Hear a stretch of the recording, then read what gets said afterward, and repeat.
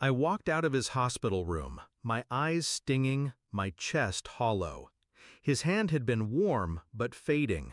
His last words weren't about love, they were instructions, cold, clipped, practical.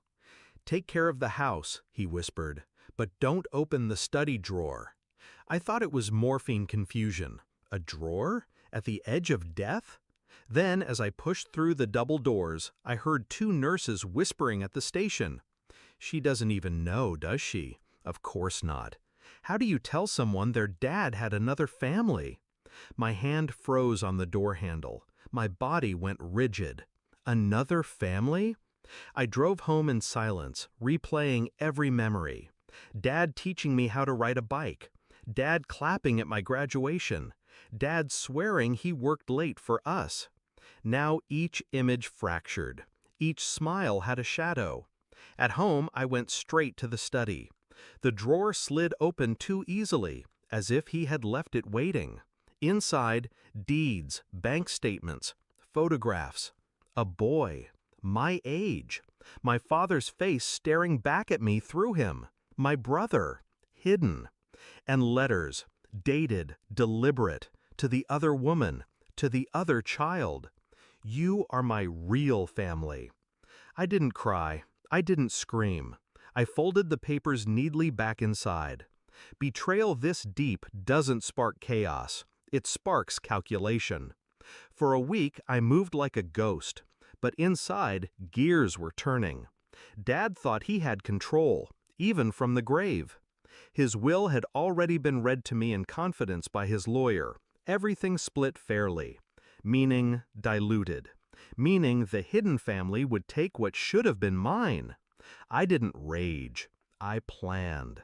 Step 1, information. I learned their names, addresses, habits. The son was a lawyer, the kind who bragged online about his cases. The woman ran a small boutique, all funded by Dad's overtime. Step 2, pressure. Quietly, I started to dig.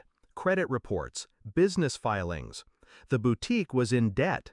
The son had a pending complaint with the bar. Weaknesses everywhere. Step 3, control. I reached out to Dad's lawyer. Calm, professional. I told him I'd contest the will. But not publicly, no, I wanted silence. Discretion. What I really wanted was time. The funeral came, faces blurred through tears, but not theirs. They stood across the room, strangers bold enough to wear black. My brother smirked when our eyes met, as if he'd won. I shook his hand, held it tight, and said, "You'll be hearing from me soon." His smirk faltered. I built my plan like a chess match. First, the boutique. I found her supplier. I bought out his contracts under a new shell company. Overnight, her inventory dried up. Customers left. Creditors called. She begged her son for help. Next, him. I fed quiet rumors about his bar complaint to the right ears. An anonymous packet of evidence pulled straight from his own careless social media landed on the investigator's desk.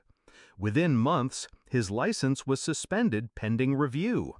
While they scrambled, I made my real move. I approached Liberty Trust, the bank holding most of Dad's assets. Calm, precise.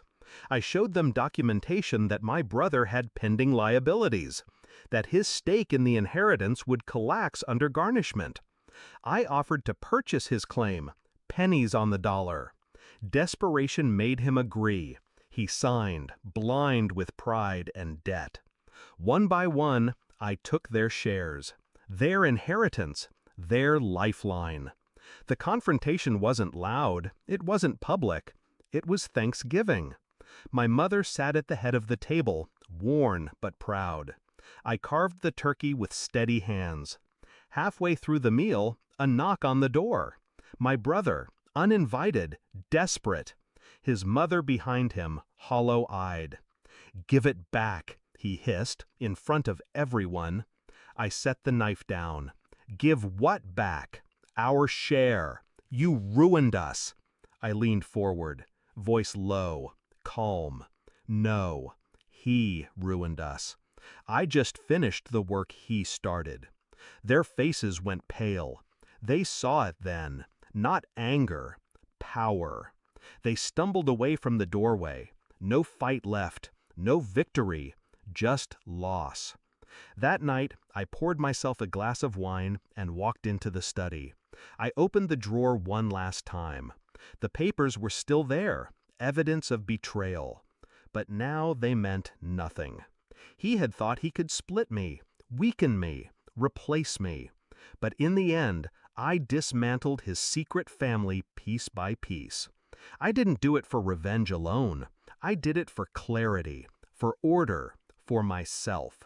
I stared at the photo of him smiling with them, my so-called brother, his mother. Then I slid it back in and locked the drawer. Some secrets don't deserve to survive the grave, and some daughters don't forgive.